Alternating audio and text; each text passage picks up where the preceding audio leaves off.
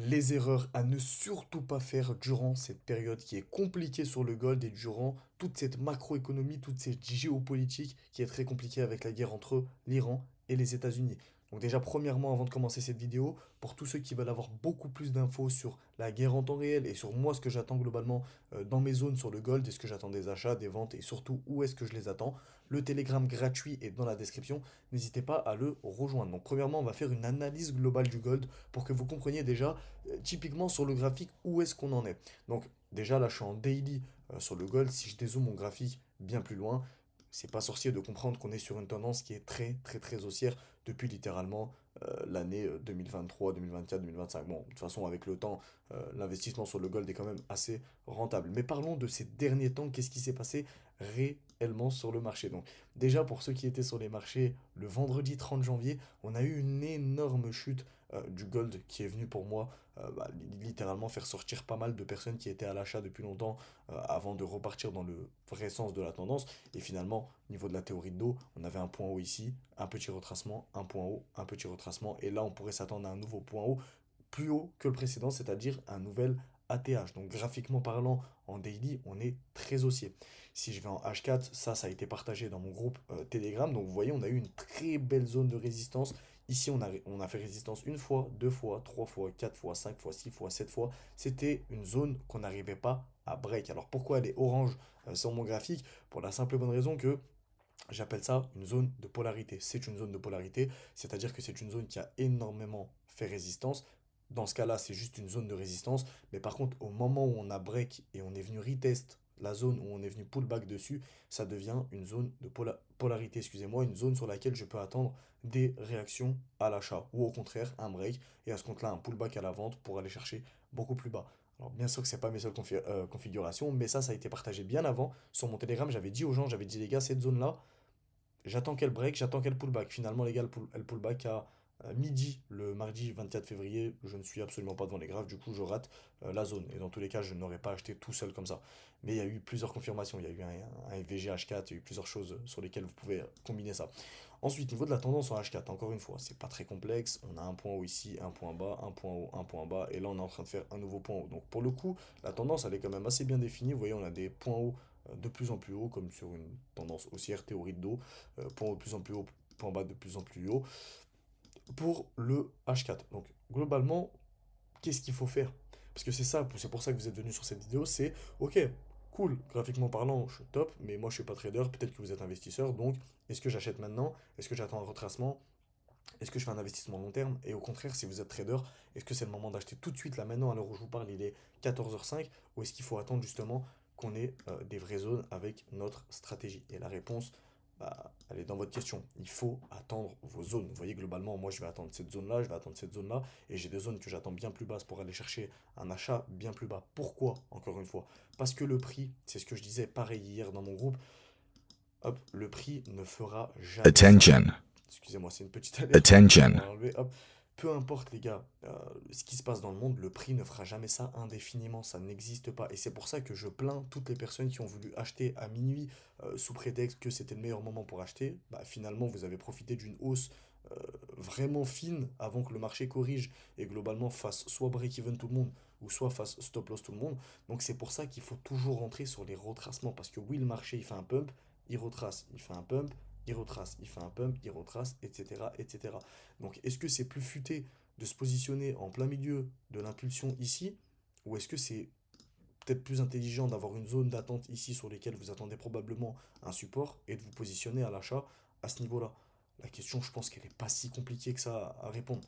Et c'est pour ça que moi, hier, personnellement, je ne me suis pas positionné pour la simple et bonne raison que mon edge, ma stratégie n'était pas présente. On n'est pas 15h30, 15h15, donc on n'est pas dans mes heures où je trade. Et je ne vais pas m'amuser à trader à minuit parce que contexte mondial de guerre, machin truc, mes émotions prennent le dessus et je décide d'acheter pour le plaisir. Non, c'est pas du tout, du tout, du tout une bonne manière de faire. Donc, actuellement, graphiquement parlant, moi, les zones que je vais attendre, elles sont plus basses. Pourquoi? Parce que si on suit la logique de la théorie de dos, la logique des marchés finalement, bah, depuis midi, vendredi 27 février, on n'a pas eu de réel retracement. Vous voyez, on a eu une impulsion. Est-ce qu'on peut appeler ça un retracement? Non, pour moi, le retracement sera bien plus bas. Parce que pour moi, on aura un truc comme ça. Le point haut ici, le point bas dans ces niveaux, et le point haut avant de faire un nouvel ATH. Alors là, c'est théorique ce que je vous dis, mais globalement, là, le marché ne va pas partir en ligne droite. Ok, c'est impossible, ça n'existe pas. La théorie des marchés, ça marche pas comme ça. Donc globalement, je vais me mettre en M5. Ce que j'attends, moi, c'est des achats. Par contre, je ne vais pas chercher de vente. Ok, comme vous le savez, ceux qui me suivent, je suis trader de l'order flow, donc ça m'arrive énormément, énormément de faire du contre-tendance. Par exemple, le marché, il arrive dans ces niveaux-là avec un excès RSI. Finalement, ici à gauche, il y avait un order block sur lequel on est en train de réagir et je prends une vente court terme pour aller chercher plus bas. C'est un truc que je vais pas faire. Pourquoi? Parce que là, on va être autour d'un ATH. Et autour d'un ATH, déjà, le RSI n'est pas du tout respecté. La preuve, ici, à ce niveau-là, où le RSI s'est fait exploser et on a mis énormément de temps à le réintégrer correctement. Et vous voyez, malgré ça, bah, globalement, graphiquement parlant, il y avait une vente à prendre, hein. Vous voyez, à la réintégration, donc vers ces niveaux-là. Ici, il y avait une position, même si je l'aurais jamais prise, mais il y avait une position à l'achat avec un SL assez protégé comme ça. Il y avait un 2R à prendre. Je suis pas très fan de ce genre de position, encore moins à minuit et encore moins durant un contexte de guerre haussier. Donc, vous avez deux choix. Soit vous êtes trader, vous regardez cette vidéo, vous avez votre edge et je vous apprends rien et vous attendez juste vos zones comme quelqu'un de normal, entre guillemets. Ou soit vous regardez cette vidéo, vous êtes investisseur dans le sens où vous n'êtes pas du tout trader, vous ne faites pas de spéculation sur les marchés, vous n'avez pas de stratégie, etc. Et tout ce que je vous raconte là à l'écran, ça ne vous parle pas du tout. Et à ce compte-là, ok, allez sur des applications d'investissement et achetez du gold et du pétrole. Simple. Achetez du gold et du pétrole, mettez pas toute votre fortune non plus, parce que je vois des gens mettre 3000, 4000, 5000 d'un coup alors qu'ils gagnent, je sais pas moi, 1000, 1100 euros par mois, c'est pas trop une bonne idée. Ok. Faites ça progressivement, c'est comme l'investissement en bourse. L'investissement en bourse, quand vous investissez sur du MSCI World ou du S&P 500, vous investissez, vous faites du DCA, vous investissez la même somme chaque mois. Donc, par exemple, chaque 24 du mois, vous allez investir par exemple 300 euros. Le 24 janvier, le 24 février, le 24 mars, le 24 avril, etc. Bon, il y a des applications qui permettent d'automatiser les investissements, c'est-à-dire que ça prend immédiatement votre compte bancaire et ça envoie tous les 24 du mois 300 euros sur l'investissement sur lequel vous voulez.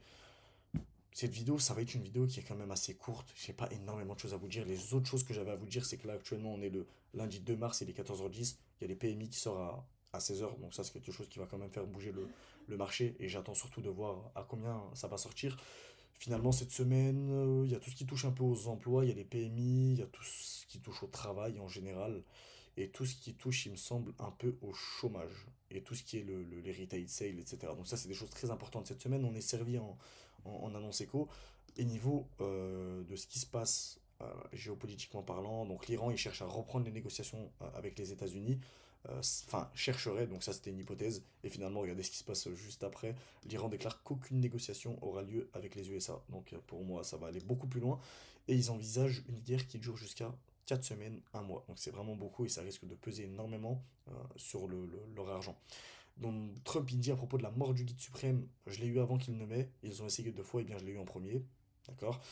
Ça on s'en fout, et là c'est depuis tout à l'heure, hein, ça enchaîne depuis 6 heures du matin, etc. Euh, L'Iran lance une nouvelle vague de missiles vers Israël, Israël lance une nouvelle vague de frappe au Liban, je sais pas pourquoi, mais bon. Bon, bref, ça s'envoie, ça se renvoie, ça s'envoie, ça se renvoie à la balle, etc. Et t'as Jean-Noël Barrot qui dit la France se tient prête à participer à la protection des pays du Golfe. Ok, donc c'est pas, ils ont pas dit que tout de suite là maintenant ils allaient rentrer dans la guerre, mais globalement, s'ils doivent entre guillemets aider leurs alliés, alors, j'en ai aucune idée de ils sont alliés avec qui, mais globalement ils sont prêts et ils hésiteront pas, ils hésiteront pas à y aller quoi. Bon, bref. Donc voici les zones que moi j'attends. Point haut, point bas, donc il y a cette zone là que je peux probablement attendre aussi, mais on est.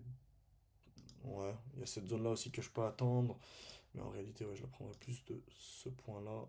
Hop, hop, voilà, donc toutes les zones que vous voyez à mon écran, c'est uniquement des zones où je vais chercher des achats, donc je vais chercher des achats probablement ici, je vais chercher des achats ici, et je vais chercher des achats dans des zones un petit peu plus basses. Donc encore une fois, ça valide ma théorie de dos, on aurait un point bas, on aurait un point haut, et etc., etc., etc. Voilà.